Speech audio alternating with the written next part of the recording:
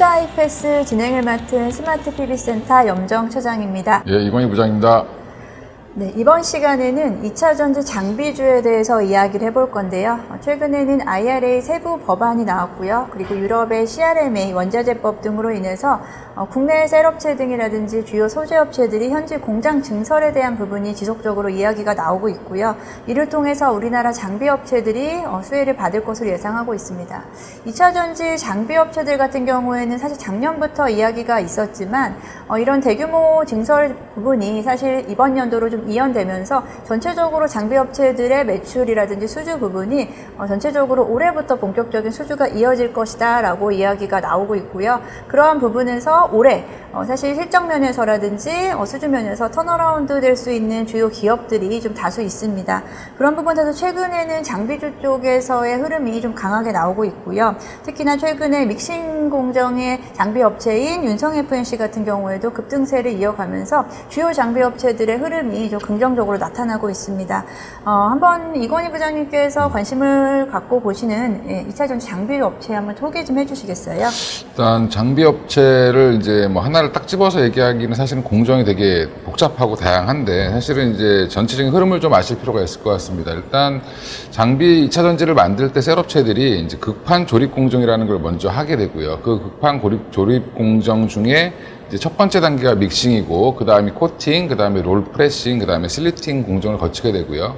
그 다음에 이제 조립 공정을 거쳐서 또 활성화 공정을 거쳐서 또 디게싱이라고 해서 숙성화 공정까지 또 이제 진행을 해야 되는데, 크게는 이제 4개의 단계가 있고, 극판 조립 공정에도 한 4개 단계가 있는데, 주로 이제 지금 최근에 많이 올라왔던 아까 언급하신 윤성 FNC 같은 경우는 믹싱 공정을 하고 있는 이제 첫 단계죠, 이제. 처음 단계가 왜 가장 중요하다라고 보냐면, 사실은 이쪽은 테스트를 한번 하는 것도 굉장히 돈이 많이 듭니다. 왜냐면 원재료를 집어넣어서 섞어봐야 되기 때문에, 이런 부분들 때문에 지금 국내 업체는 3개밖에 존재를 안 하고 있고요. 그 3개 업체가 지금 국내 3사라든지 해외 업체까지 납품을 하고 있는데, 가장 대표적인 게 윤성 FNC고, 그 외에도 TSI, 그 외에 또 이제 제일기공이라고 예전에 이제 제일 MS라고 아마 이름을 사명을 바꿨을 겁니다. 이제 이쪽 제일기공이 조만간에 이제 IPO를 하겠다라고 또 발표를 했기 때문에 믹싱 장비가 그러면 왜 갑자기 이렇게 주목을 받냐라고 이제 의아해 하실 수도 있는데, 사실은 이게 썩는 게 보통 그냥 단순하게 썩는 게 아니라 여러 가지 이제 재료들을 양극재나 암극재도 보면 안에 들어가는 종류가 많기 때문에 이거를 잘 섞어야지 이게 눌렀을 때 어떻게 보면은 이게 분포가 잘 될 수 있습니다. 그러니까 예를 들면 우리가 이제 반죽을 제대로 안 하고 칼국수를 만들면 맛이 없듯이 떡도 마찬가지고, 이게 결국엔 반죽을 굉장히 잘해줘야 되고요. 이런 농도라든지 이런 섞는 기술 이런 것들이 굉장히 중요한데, 이게 불량률을 낮추는 가장 첫 번째 단계이기 때문에 가장 좀 신경을 쓰고 있다라고 보시면 될 것 같습니다.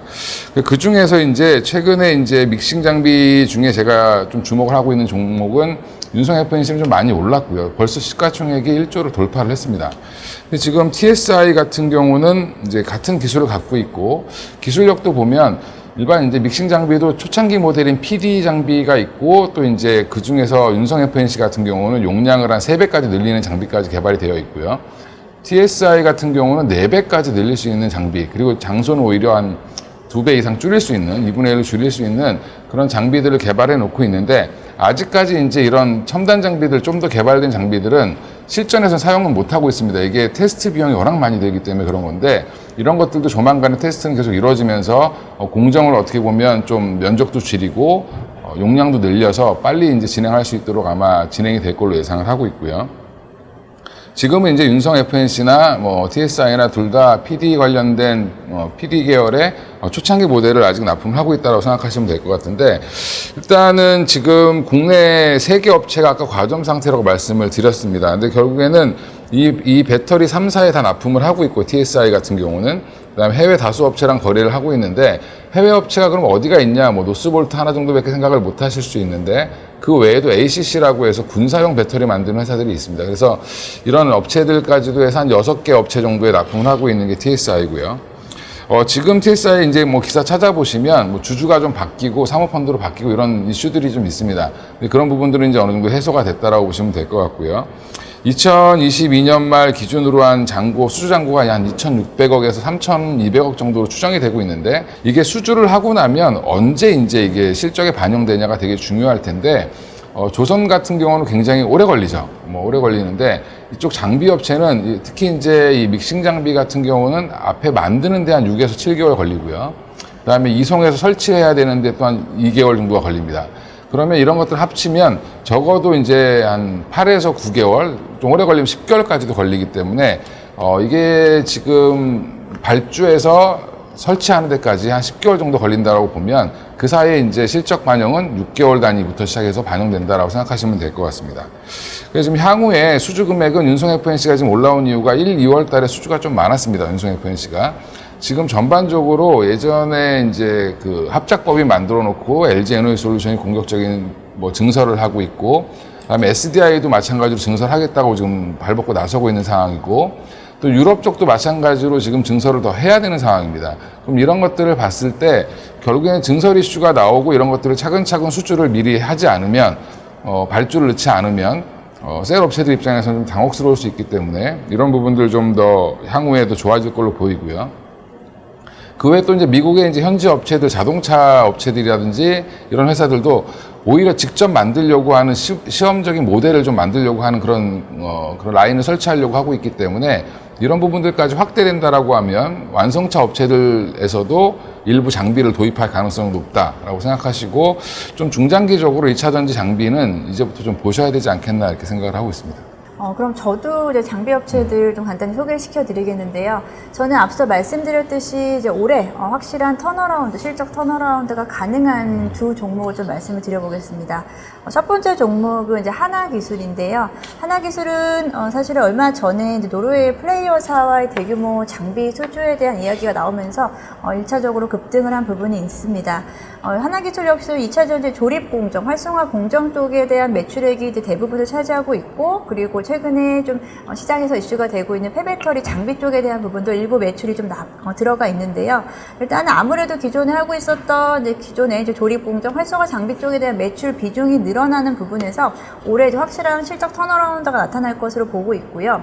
작년 2분기부터 영업이익이 적자에서 흑자 전환을 함으로 인해서 연간으로 작년에 흑자 전환 성공을 했고요. 올해 같은 경우에는 매출 실적의 예상치가 작년 매출 대비해서 2배 정도 늘어날 것으로 예상하고 있고, 영업이익 역시도 거의 2배 이상의 이제 성장세를 보여줄 것이다 라고 좀 리포팅이 되어 있습니다.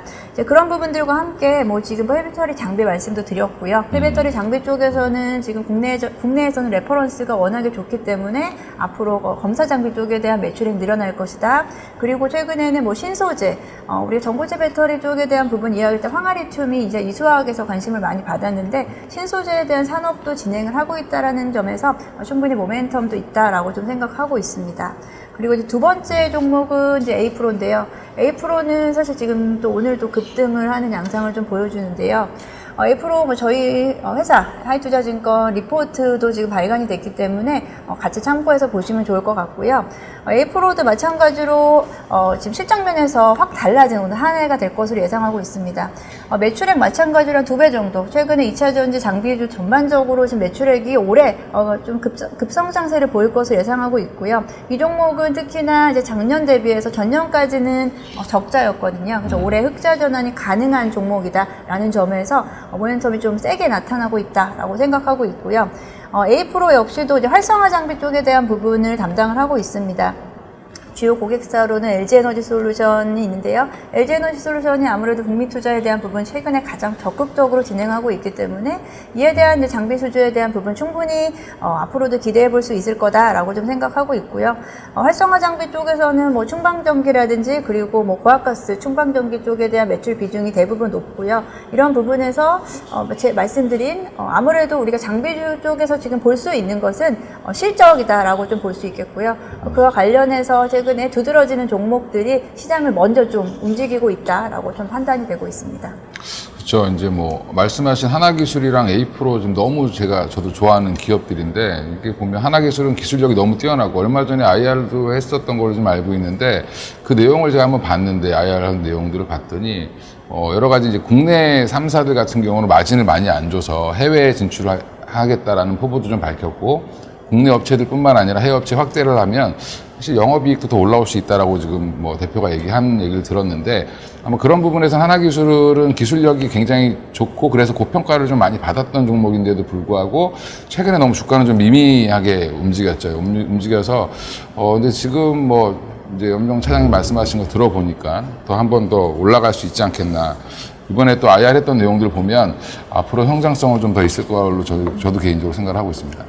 네, 오늘 장비주 쪽에서 사실 장비주가 상당히 많습니다. 2차전지 장비주 사실 라인 자체가 워낙에 좀 다양하긴 한데요. 이 중에서 저희 개인적인 생각으로는 일단은 말씀드렸듯이 실적면에서 일단 실적면에서 좀 보여줄 수 있는 이런 종목들이 먼저 시장을 이끌 것이다라고 좀 생각하고 있고요.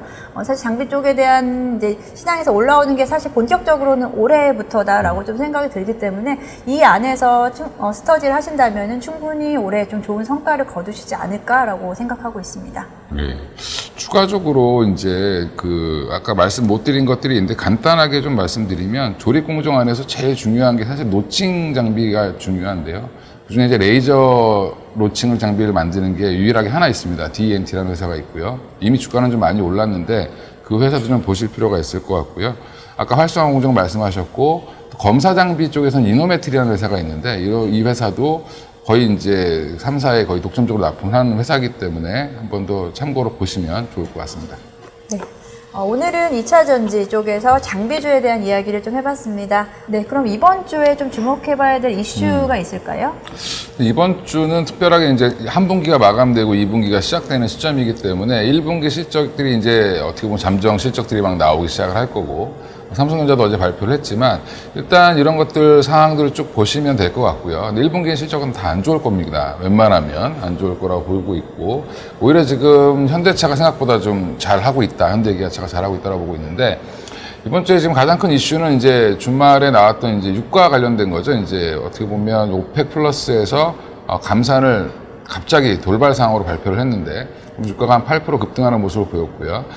요즘에 70불대 있었던 주가가 지금 80불대로 올라오는 모습을 보이면서 사실은 좀 시장에서 그것 때문에 불안했는데 어제 미국 시장은 그걸 잘 소화해냈습니다. 결국엔 지금 유가는 수요가 받쳐주지 못하는 한 여기서 더 올라가기 좀 어렵다라고 보고 있는 게 중론이기 때문에 향후에 물론 이제 유가가 더 급등한다라고 하면 조금 시장에 충격을 줄 수는 있겠지만 여기서 80불 초반대에서 잘 버틴다라고 하면 그닥 큰 충격은 없지 않겠나라고 개인적으로 생각을 하고 있고요. 이번 주는 2분기의 시작인데 사실은 여기에서 또 어떤 모멘텀으로 주식이 돌아갈지를 보시는 게 오히려 더 낫다. 아까 말씀드린 2차전지 장비라든지 오늘 급등하고 있는 뭐 분리막이라든지 이런 관련된 종목들도 여전히 좀 주목을 해보셔야 되고, 2차전지 내에서의 순환매도 굉장히 중요하고 새로운 섹터인 뭐 반도체 소부장이라든지 그 외에 이제 뭐 지금 약간은 소외받고 있는 리오프닝 관련된 종목들도 좀 지켜보셔야 되지 않겠나 생각하고 있습니다. 오늘 투자 하이패스 여기까지 말씀드리고요. 이번 한 주도 성공 투자하시기 바라겠습니다. 그럼 인사드리겠습니다. 네, 감사합니다. 감사합니다.